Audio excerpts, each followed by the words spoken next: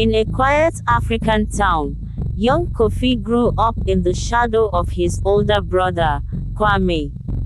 Kwame was everything his father, Mr. Ade, had ever dreamed of: brilliant in academics, a natural athlete, and a leader among his peers. He made the family proud, while Kofi, a quiet and imaginative boy, struggled to keep up. School was a daily battle for Kofi. Numbers and letters blurred together, and no matter how hard he tried, the words never seemed to make sense. Teachers often mistook his struggles for carelessness, and his classmates whispered behind his back. But Kofi wasn't careless, he was just different. His mind saw the world in colors, shapes, and stories, not equations and grammar rules. At home, things were no better. Mr. Ade, a proud businessman who believed success was measured by achievements, had little patience for failure. To him, Kofi's struggles were a sign of weakness. He often compared Kofi to Kwame, making hurtful remarks like, "Why can't you be more like your brother?" The words stung deeper than he realized, chipping away at Kofi's confidence. But while his father was blind to his gifts, Kofi found solace in art. In the quiet corners of his room, he would sketch for hours, scenes from his imagination, emotions he couldn't express with words, dreams he kept locked away. His drawings were breathtaking, full of life and heartache, but they remained hidden under his bed, as if they didn't matter. As time passed, the tension between father and son grew unbearable. Frustrated and believing tough love was the answer, Mr. Ade made a difficult decision: to send Kofi away to a strict boarding school, hoping discipline would fix him. For Kofi, it felt like exile. Stripped away from his home, misunderstood, and heartbroken, he stopped drawing altogether.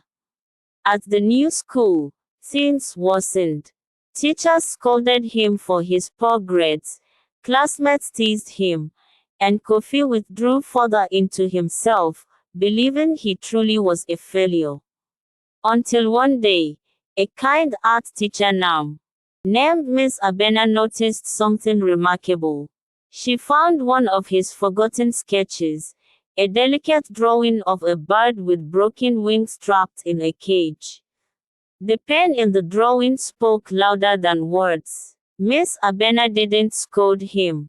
Instead, she gently asked, "Who told you you're not good enough?" Kofi broke down, finally sharing his struggles for the first time. She saw his pen and talent intertwined and encouraged him to enter a national art competition.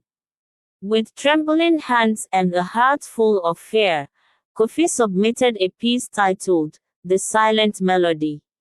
The artwork depicted a lone child playing a flute, surrounded by towering shadows that represented his fears and self-doubt.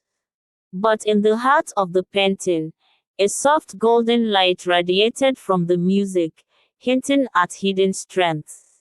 Weeks later, the results were announced. Kofi's painting not only won but became a national sensation, praised for its emotional depth and powerful message about children with hidden talents.